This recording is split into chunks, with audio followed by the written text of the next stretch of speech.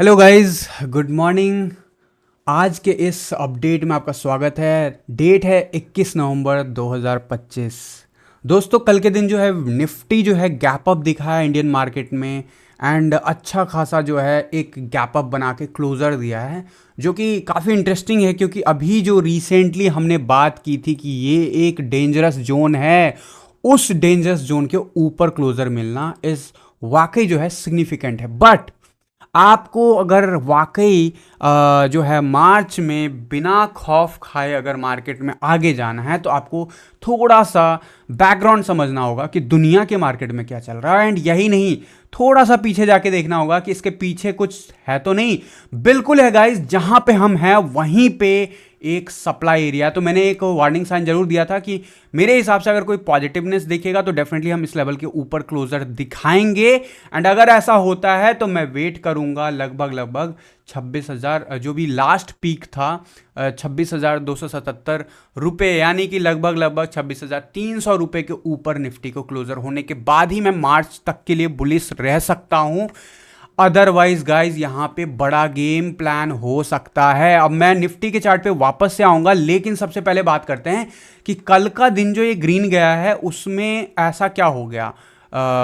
ऐसा क्या मतलब आपके हिसाब से तो न्यूज़ एंड इवेंट्स ही जो है ये सब चीज़ें लाती है। तो आपके हिसाब से क्या न्यूज़ था जिसकी वजह से मार्केट इतना ऊपर गया था, आप मुझे कमेंट करके जरूर बताइएगा। लेकिन फिलहाल के लिए मैं आपको लेके चलूंगा जिससे मैं अपना एनालिसिस करता हूं, जिसके बेसिस पे मैंने अपने क्रिप्टो इनसाइडर टीए चैनल पे आप लोगों को कहा था कि 21 नवंबर का डेट काफ़ी इंपॉर्टेंट होने वाला। और आज है 21 नवंबर, और 21 नवंबर को इस वक्त हम बॉटम बना रहे हैं गाइज।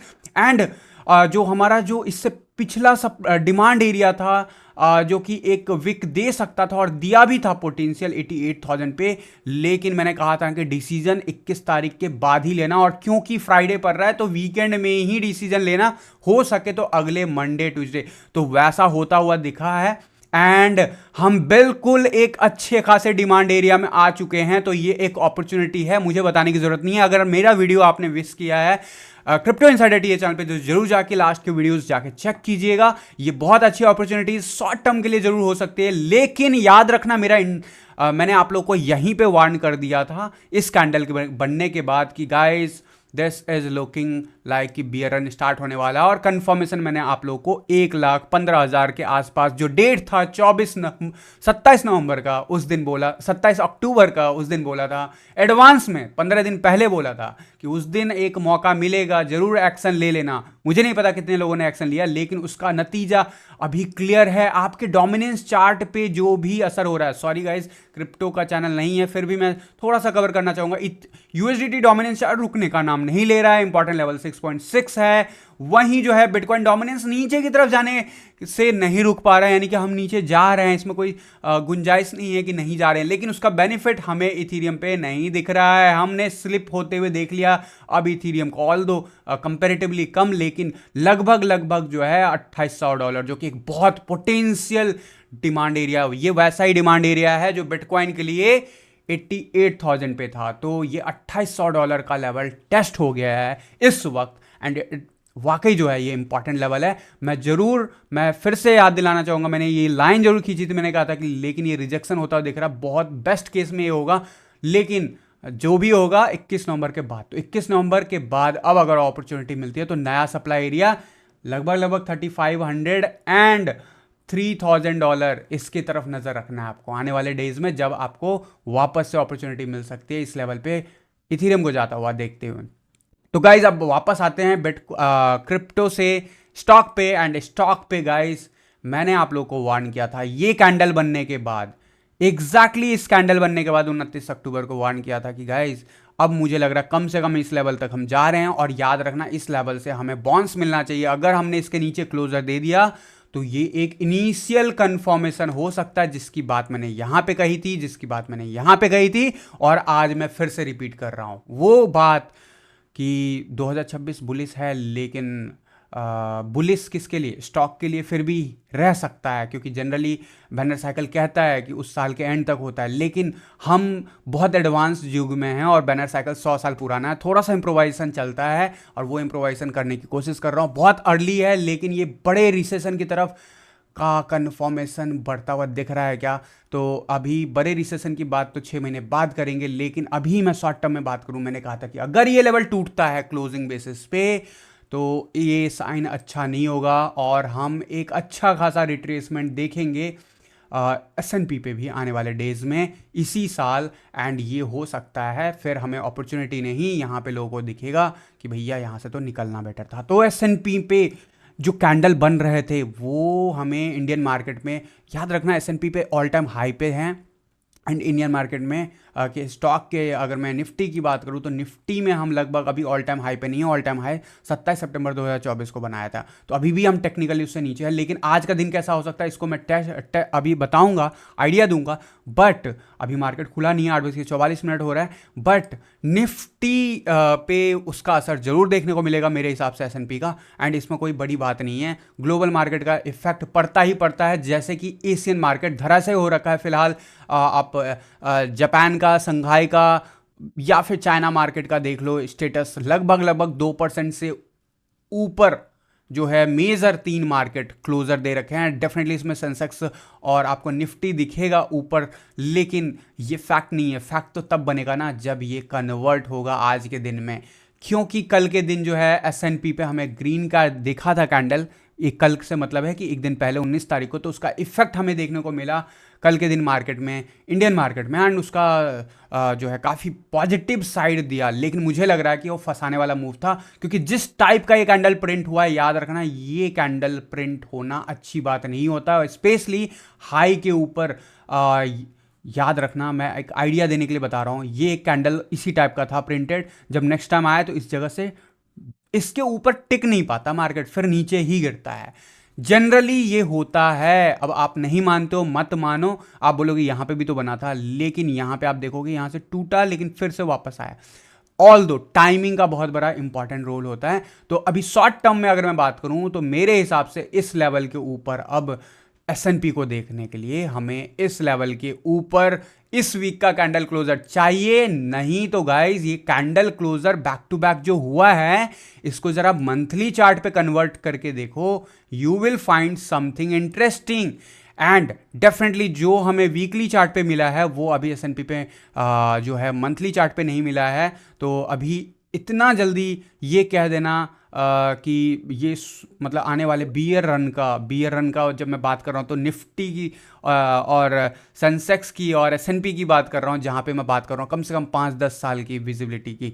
तो उसके लिए मेरे को थोड़ा और टाइम चाहिए कंफर्मेशन के लिए। लेकिन जब मार्केट में इस टाइप का कैंडल मंथली चार्ट पे बना है गाइस, हमने एक बड़ा फॉल देखा है। एंड हमें उससे लर्निंग अगर लेना है तो आपको ये समझना होगा कि आने वाले 2 महीने और बेकार हो सकते हैं। अपॉर्चुनिटी मिल सकती है 2026 में एक नियर बॉटम लेवल पे, एंड फिर वहां से एक रैली दिखाए जहां पे लोगों को फंसाने के लिए लास्ट टाइम बड़े मार्केट और पोटेंशियल रखता है, अभी भी स्टॉक मार्केट पोटेंशियल रखता है नया हाई रखने के, नया हाई बनाने के लिए।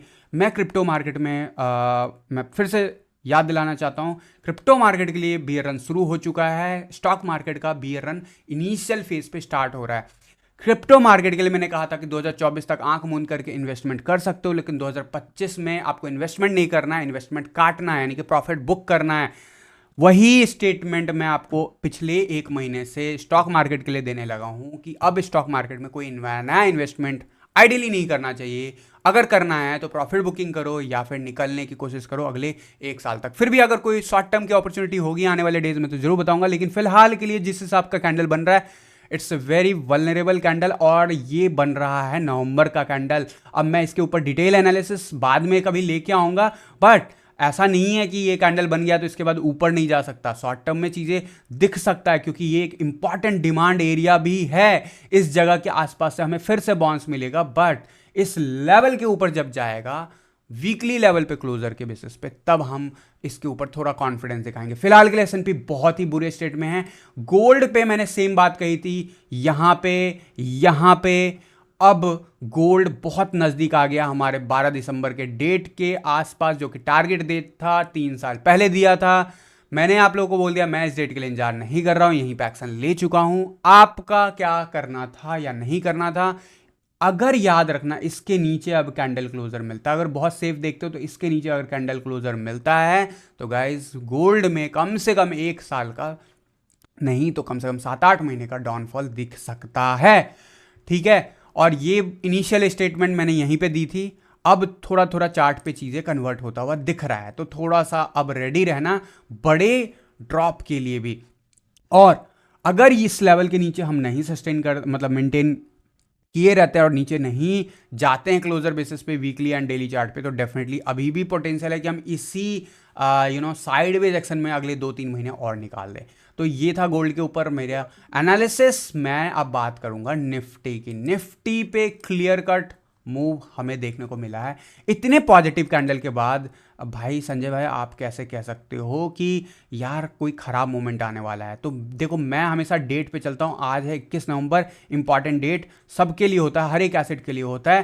तो आज अगर इस लेवल के ऊपर कैंडल क्लोजर मिल गया, याद रखना खुलने से मैटर नहीं करता, हो सकता है खुले कल की तरह एसएनपी भी बहुत ऊपर गैप रैप ले। याद रखना एसएनपी ने कल ओपनिंग यहां से सीधा यहां पे दिया था, फिर और ऊपर गया और फिर जो नीचे जाना शुरू किया वो रुका नहीं। तो मैं कहूंगा शुरुआती 1 घंटा मूव निफ्टी में आज फंसा सकता है। तो शुरुआती 1 घंटे के मूव पे डिसीजन मत लेना। वैसे भी आज फ्राइडे है, मेजर डिसीजन आपका मंडे ऑनवर्ड होना चाहिए। यहां पे अगर छोटे मोटे ट्रेड करते हो इट्स ओके, लेकिन ट्रेडिंग में भी डायरेक्शन लगभग 1 घंटा 1.5 घंटे का बेनिफिट आउट देना। लगभग जो है मार्केट का ट्रेंड कंफर्म हो चुका होगा 10:50 तक। एंड अगर फिर भी इनिशियल कंफर्मेशन के लिए वेट करते हो तो शुरू के 1 घंटे वेट कर लेना, वो ज़्यादा बेनिफिशियल रहेगा। नहीं तो हो सकता है आपको फंसाया जा सके। और मुझे लगता है जब सारे के सारे एशियन मार्केट यहाँ पे रेड अभी चल रहे हैं एंड डेफिनेटली जो है यूएस मार्केट का उसका इफेक्ट दिखा था एशियन मार्केट पे, तो यहाँ पे अगर आज 2% ऑन एन एवरेज अगर 1.5% भी यहाँ पे निकाले करंट ओपनिंग से, तो मतलब जो भी करंट क्लोजर है वहाँ से, तो 1.5% का मतलब है कि वो इधर कहीं पे आ जाएगा। तो ये बहुत डरावना हो सकता है स्टॉक्स में, स्पेशली अगर निफ्टी 1.5% ड्रॉप जाता है। तो अब इंटरेस्टिंग होगा ये देखना कि ये खुलता कहाँ पे, क्या ये नया हाई पे खुलता है। अगर ये खुलता है नया हाई पे, जिसके चांसेस मुझे बहुत कम लग रहा है, एंड जो आपको इसका एक आइडिया मैं ज़रूर देता हुआ जाता हूँ। अगर मैं देखूँ SGX की वैल्यू क्या चल रही है,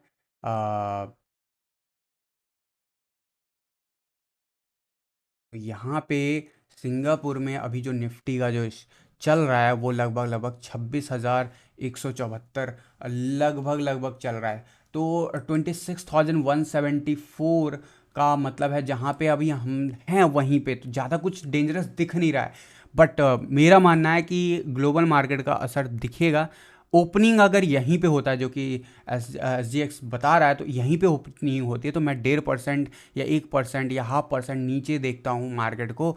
एंड याद रखना फिर भी हमारा निफ्टी इस लेवल पे कैंडल ग्रीन ही प्रिंट करेगा। रेड प्रिंट करने के लिए इसको 26,000 के नीचे जाना होगा, जो कि अगर परसेंटेज में बात करूँ तो मुझे लग रहा है कि आज के लिए अगर मैं बात करूँ तो ओवरऑल ये क्लोज़र 1% का है। 1.5% का अगर डाउनफॉल आता है यहाँ से तो बिल्कुल ये रेड बन जाएगा। और अगर ये रेड बन जाता है वीकली चार्ट पे, अगर ये वीकली चार्ट पे क्लोज़र बन जाता है रेड, तो गाइस फिर जो S&P पे मैंने बोला है वही चीज़ फिर से एक कन्फर्मेशन यहीं पे होता हुआ दिखेगा। आप बोलोगे इस कैंडल का इफेक्ट नहीं रहा, अरे दिख रहा है इसका इफेक्ट। मैंने कहा था ना कि ग्लोबल मार्केट एडवांस में चल रहा है, निफ्टी पीछे पीछे चल रही है। तो अगर ये इसके ऊपर जाता है, क्लोज़र इसके ऊपर देता है, तो अलग चीज़ें चलेगी निफ्टी के लिए आने वाले 2 महीने के लिए। चाहे ग्लोबल मार्केट थोड़ा बहुत निगेटिव रहे या साइडवेज रहे, लेकिन ज़्यादा निगेटिव नहीं होना चाहिए ग्लोबल मार्केट उस केस में। लेकिन अगर निफ्टी यहाँ पे रेड कैंडल बना देता है इसको, तो guys it's one of the last warning sign कि मेरे हिसाब से बड़े फॉल की शुरुआत यहीं से हो सकती है। और शॉर्ट टर्म में आपको दिखेगा कि निफ्टी जो है कम से कम इन लेवल्स को टेस्ट करता हुआ, और ये पोटेंशियल रख सकता है कि जो मेरा इनिशियल थॉट प्रोसेस था इंडियन स्टॉक मार्केट के लिए कि शुरुआती जो होंगे 2-3 मतलब शुरुआती जो क्वार्टर होगा 2026 का वो थोड़ा पॉजिटिव रह सकता है और उसके बाद चीज़ें खराब हो सकती, तो इसका उल्टा फिर होना शुरू हो जाएगा। यानी कि लगभग मार्च अप्रैल तक मार्केट बढ़ेगा नहीं, गिरेगा, एंड उसके बाद एक फाइनल मूव दिखा के ही मार्केट जो है फंसाएगा रिटेलर को, एंड देन वहाँ से रिसेशन की सुगबुगाहट फाइनली चार्ट लेवल पे शुरू होता हुआ दिखेगा। बट अभी ये सब कहना बहुत ज़रूरी है, बहुत जल्दबाजी होगा क्योंकि हम 2025 एंड भी नहीं किए हैं, एंड निफ्टी एंड स्टॉक्स में बहुत लंबे लंबे साइकिल्स चल सकते हैं इन कंपेयर टू, अगर मैं बात करूं हिस्टोरिकली यूएस की जो भी हिस्ट्री रही है मार्केट की, तो 15 साल 20 साल 30 साल का साइकिल चलता है। तो उन साइकिलों की बात करूं तो डेफिनेटली जो है ये ज़रूर मैं कह सकता हूं कि नया हाई अब ज़्यादा नहीं बन पाएगा। अभी फ़िलहाल बहुत अच्छा दिख रहा है, ऑल टाइम हाई पे ये बातें करना बहुत बेवकूफ़ी लग सकता है आपको, लेकिन मैं इतना ही बोल रहा हूँ कि भाई एसआईपी अभी रोके रखो, मार्च के बाद डिसीजन लेना है एसआईपी पे। एंड फिलहाल आज का इंटरेस्टिंग होगा कि क्या मंथली या वीकली चार्ट ये क्लोजर रेड देता। अगर वीकली चार्ट ये रेड बन गया गाइज, ये लक्ष्मण रेखा अब निफ्टी नहीं क्रॉस कर पाएगा कम से कम 6 महीने। अगर ये रेड नहीं बना वीकली क्लोजर तो फिर भी पोटेंशियल रहेंगे कि पहले ही क्वार्टर में हमें पॉजिटिव साइड मूव देखने को मिले। तो बहुत एडवांस में बता रहा हूँ चीज़ों को, हो सकता है आप आज की डेट में रिलेट करो ना करो, बट अगर मेरा एनालिसिस आप चाहते हो तो वीडियो उसको लाइक करो, शेयर करो, कमेंट करो अपने व्यूज़, जो भी लगता है दिल से, मेरे अगेंस्ट या मेरे साथ। बाकी do whatever want to do guys, लेकिन एक चीज़ जरूर करना कि 2026 में फूक फूक के पैसा इन्वेस्टमेंट करना, क्योंकि इन्वेस्टमेंट का टाइम क्रिप्टो के लिए तो जा चुका है, पहले ही बोल दिया था अक्टूबर के बाद नहीं रहेगा इन्वेस्टमेंट का टाइम।